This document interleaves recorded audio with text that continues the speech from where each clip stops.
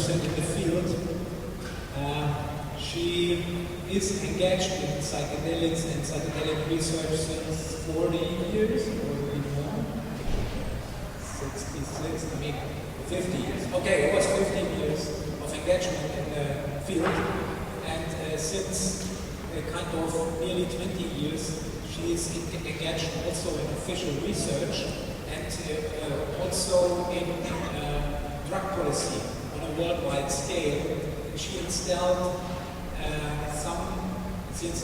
her own NGO accepted by the UN, and she also arranged for some meetings of very high-ranking people which will be or could be able to change the worldwide drug policy, especially the repressive laws against cannabis use and the use of psychedelics. Since more than 10 years, she is forcing and supporting research into psychedelics, and she was very happy when Dave Nutt came up with some thoughts and ideas which converged with hers about how psychedelic research on a very high scientific level could be conducted at Imperial College, and she was supporting that research so that it merges into the Beckley Imperial Psychedelic Research Program, which we have already seen some lectures from or some results from. And therefore, I'm very happy that she will speak here about her doings and her engagement and some of the results of the research that she shaped with. Welcome, Amanda.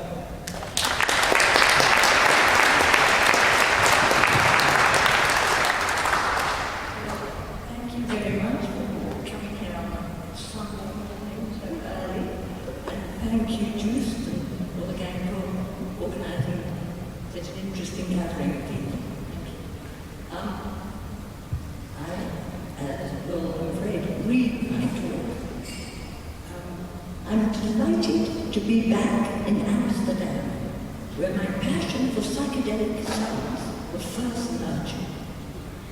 I first took LSD in 1965, and then learned how to work with it in a productive way the following year, when I met a Dutch scientist called Bart Huggins. He introduced me to his theories underlying the changes in consciousness brought about by techniques such as yogic deep breathing and the psychedelics, and explained the ego as a conditioned reflex mechanism which controls what enters consciousness and what does not, through the control of the blood supply in the brain. These theories are too complex to go into now, but they changed my life, and I decided to devote my energies to exploring the brain and how to enhance its functioning and to share this knowledge. Now, 50 years later, we are finally starting to empirically understand the mechanisms underlying the changes in consciousness brought about by psychedelics, and how and why they can be such useful tools in the treatment of many illnesses. So why this gap of 50 years, one might ask? Sadly, because it took that long to drill a hole in the barricade of oppression created by the war on drugs. This war was enshrined in the UN conventions and has remained unchanged like a sacred text, although clearly based on prejudice and political expediency, not on scientific evidence. Prohibition has been an outstanding failure, causing devastating collateral harms far in excess of the drugs themselves. Although in theory, scientific and medical research into controlled substances was allowed by the conventions, in fact, the obstruction was so great it became impossible. There was no funding, and no institutions or scientists wanted to be involved in research which would damage their reputations and careers. It is an amazing indictment of society that these incredibly important psychoactive compounds that have played such a vital role in our cultural evolution, aiding our development of language, spirituality, music, art, and medicine, became taboo. They have always been at the core of society, shrouded in mystery, but sadly they became toxic in the mind of society, moving from being known as the food of the gods to substantive damnation and criminalization.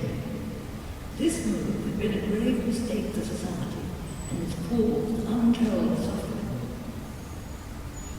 Amazingly, now I think we're standing at the threshold of a new era. Suddenly, psychiatric substances are beginning to be recognized for their potential, for spiritual growth and healing, for better understanding of the self, for increased perception and beauty of music, and for enhancing compassion and openness. My introduction to psychedelics was through LSD, and so I retain a great love and dedication to its reintegration into the fabric of society as a tool of incredible value. However, LSD carries a heavy weight of misplaced prejudice, unequal to any other substance. Luckily, psilocybin is the word that nobody knows, so it can oil the key to reopening the door to psychedelic science, complemented by ayahuasca, which has minimal recreational possibilities. Following the promising explosion of research into LSD, after its discovery, with over 3,000 experimental and clinical studies undertaken, research was brutally terminated at the beginning of the 1970s. The baby was thrown out of the bathwater, and it has taken almost 50 years to undertake the first brain imaging study of its effects in the human brain.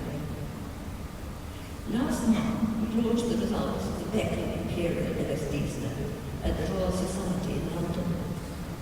I've dedicated many years to undertake research with LSD, and I felt as if an important door had been opened. It was a long journey from Amsterdam in 1966 to the Royal Society in 2016, and an important step on the way was setting up the Beckley Foundation in 1998. Becoming a foundation adds gravitas to someone like me with no letters after my name. The foundation has two main aims.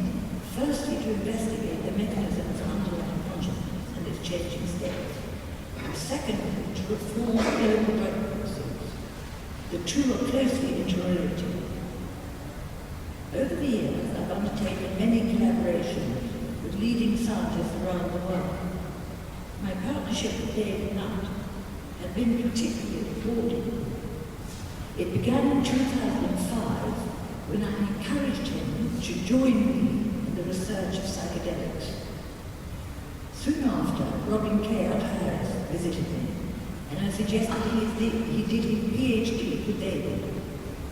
In 2009, David moved to Imperial, and we began the Beckley Imperial Research Program, co-directed by David and me, with Robin as lead investigator.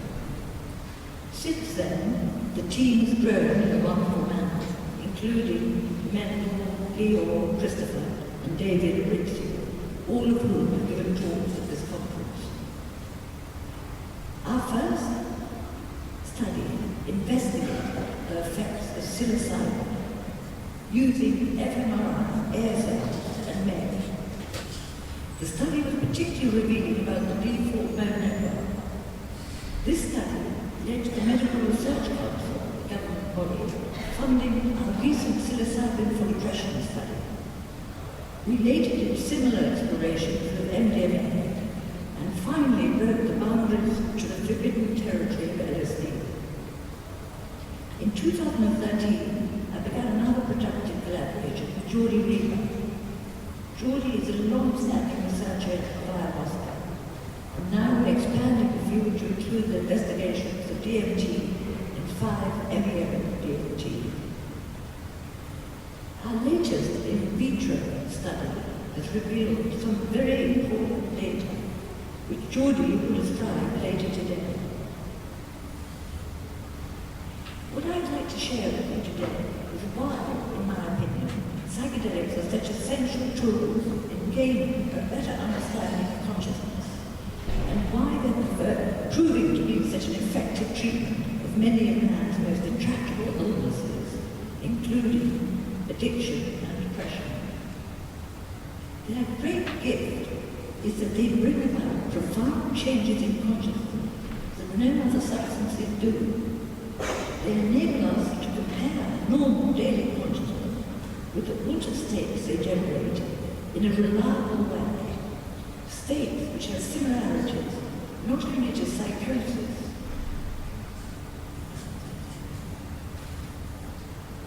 and creative breakthroughs, and also peak moments of human experience. Key elements of a psychedelic experience are ego dissolution, altered awareness, and a greater depth of feeling. We and others have found that the changes in consciousness that psychedelics bring about leave profound lasting effects, such as increased openness, optimism, and improved well-being. They seem to be able to reset rigid patterns of thought and behavior which underlie many mental disorders. What is interesting is how these changes happen, and our research is helping clarify this. Using different but complementary brain imaging techniques, together with behavioral measures, we are beginning to put together the pieces of the puzzle. The picture that emerges is somewhat similar to the reducing value hypothesis of Aldous Huxley. What we're finding is that the normal, highly organized and structural way of how the brain works disappears, and under the effects of psychedelics is replaced by a different, more chaotic or entropic mode. According to the entropic brain theory, the psychedelic state is characterized by a higher degree of entropy or chaos than normal waking consciousness. This increase in chaos results from the fact that the usual top-down constraints are disrupted, thereby increasing excitability in sensory, memory, and emotional centers, and creating a shift from ordinary waking consciousness to a state more similar to dreaming or infancy, where the mind is more emotionally flexible and everything feels novel, fluid, and dynamic. As infants grow, the brain becomes more sophisticated, more specialized, more efficient at what needs to be done, but also more rigid and constrained. Psychedelics disrupt the balance, breaking up the fixed patterns of communication and giving rise to new patterns of brain connectivity. Normally, without psychedelics, the brain function is a very organized manner, with distinct networks doing their separate tasks, for example, motor function, vision, hearing. There are also higher order networks, an important one being the default mode network, which behaves rather like the conductor in an orchestra. This network is also important for introspection, daydreaming, memory, and maintaining the sense of self, and is very common if the person is not engaged in a goal-related task. Hyperactivity of the default mode network has been associated with several mental illnesses, such as anxiety, depression, and obsessive-compulsive disorder. Psychedelics disrupt the connectivity within this network, and the degree of this disruption is mirrored in the experience of ego dissolution, a loss of the sense of self. We see the same patterns of disruption in many other networks as well, namely that the connectivity within the network decreases and the connectivity between the networks increases. This results in the whole brain becoming more integrated, allowing new connections to be formed between brain areas which normally do not speak to it. It is experienced a sense of oneness or unity, such as mystics experience through endogenous means and years of training. The ayahuasca research carried out by Jordan Reber as part of the Beckley Power Research Program leads to similar conclusions, including the reduction in brain movements and changes in resting state connectivity, which reduces the grip of the default mode network over sensory and emotional areas. find that these changes persist as an afterglow for at least 24 hours after the acute effects of ayahuasca subside.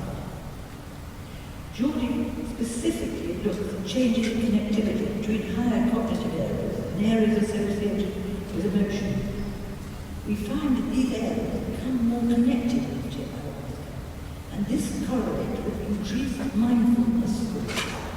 People become less judgmental and give better insight to their own emotions.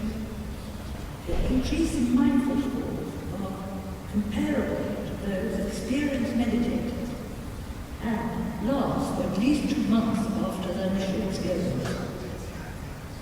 In addition to the changes in consciousness and personality described above, psychedelics can also shed light on the phenomenon of visual hallucination.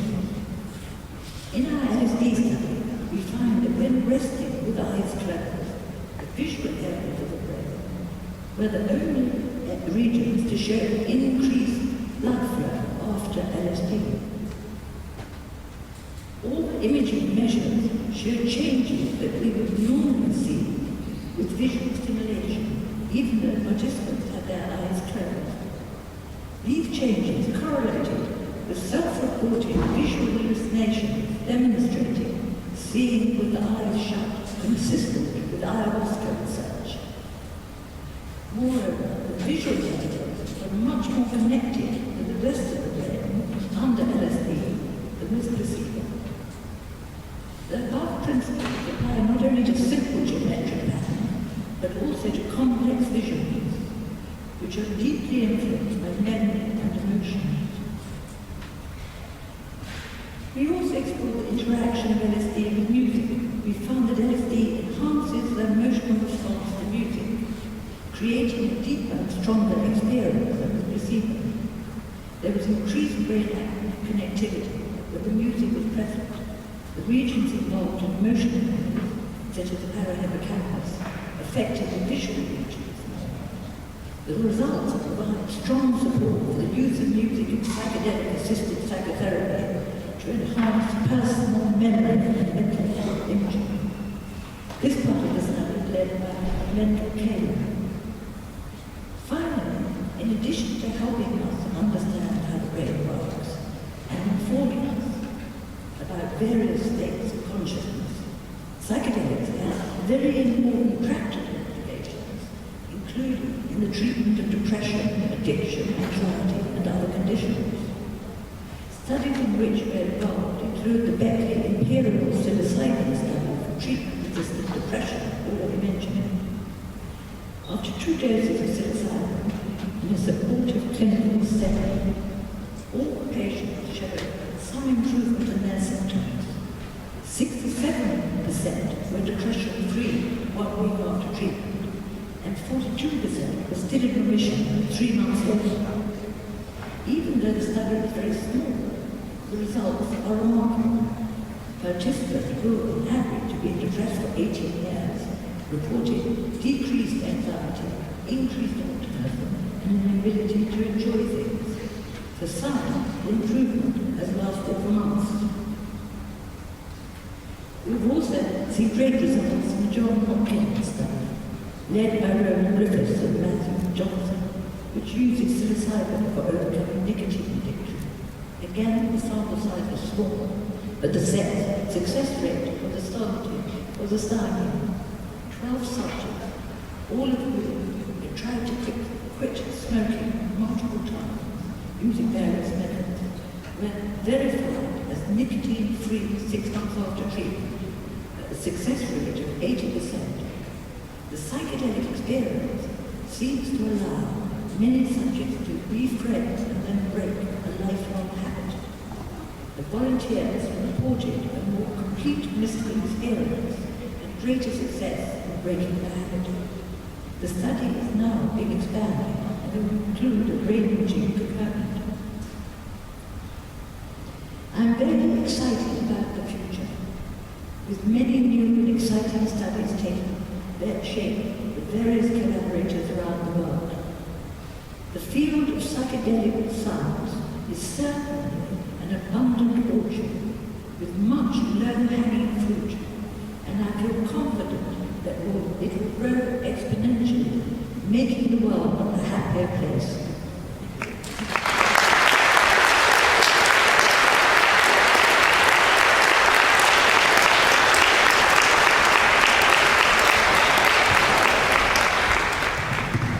Thank you, Amanda, for your eloquent talk.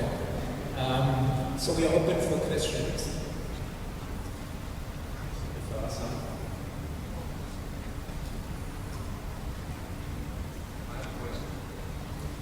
You have to go up to the microphone, please. Thank you very much for your talk. My question is, could you elaborate a little bit on what you did in the United Nations? I think you did some work in trying to get the war on drugs less.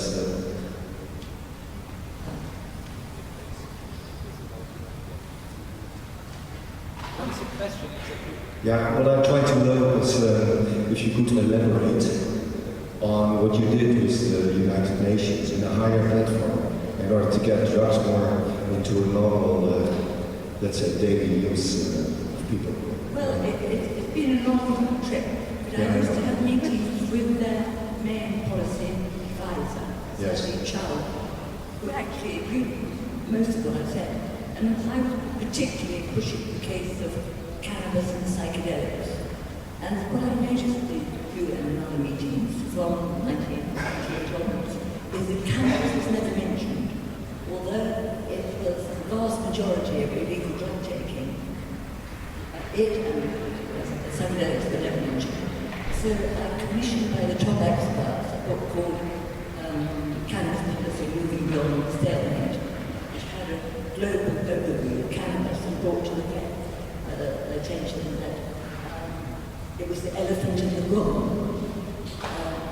It was needed to spend $100 billion a year on prohibition of drugs, because without that, there's only 1% of the world's population taking illegal drugs. Exactly. So I over the years gave meetings to kind of top policy experts, scientists, and I was always pushing towards regulation. That's always been what I've been in favour of. And I'm still pushing towards that. Thank you. But could you give some pointers? I mean, what could, let's say, a normal scientist like me do in order to drill holes in the current legislation, and policies?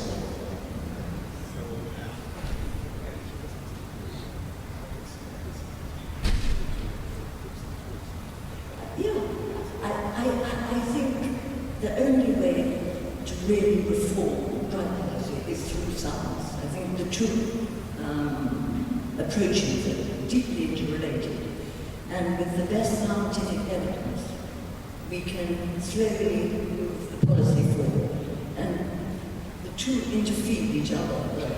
The policy allows the research to take place, which, I mean, 5 years ago, one couldn't do LSD research, but now slowly we move forward. And in turn, the research feeds into policy, and hopefully what I'm pushing for now is to reschedule cannabis and psychedelics from Schedule 1 to Schedule 2 as a minimum, so that research can be done and doctors can prescribe. But I think what I did, which was fairly new, was bring scientists into the room to inform the drug policy. And I did that through a series of meetings in the House of Lords. Thank you. I just want to pronounce that Amanda's meetings were high class and also the only alternative kind of information which was dispersed in these kind of gremia and committees and so on. So it was a really important and impactful event that she organized there. Well, these events were very much impact to the community there, because they don't usually, these high-ranking politicians, they don't have any really science background, and so you have to inform and instruct them. Therefore, these meetings were very much worse. Would you like to elaborate on how you envision the role of psychedelics in society in longer term, like in several decades, if the research keeps proceeding as planned? I think psychedelics have immense value and potential. And I mean, one way is to look at what is possible within the government. And I think treating illness is obviously the first way forward. But it also has immense value to the individual. And I would hope we see centres coming, one that people can go and have treatment for the different conditions they need, psychedelic aid therapy. But also it'd be very nice to have places where people could go and feel safe and to be introduced and experience themselves the psychedelic state. But that is obviously further off. I mean, if you know, in the cities there were community centres where young people could have the experience of a psychedelic with the guidance of a good guide. It could be very transformational, but we aren't at that stage yet in society. But we are definitely moving towards the therapeutic use of these substances. And I think that's a great step forward that only happened in the last few years. And that, because I think we're having exceptionally high rates of success, I think that will flow out into society. And at the moment I'm working with the Jamaican government, and I think they're desperately in need of England. And they could be a really good home for scientific research using cannabis and psychedelics, and also centres where people can go and have treatment. But there are many of those places I think will bud up around the world. And it would be a great gain for society. Thank you again, Amanda, for all your engagement during all the decades.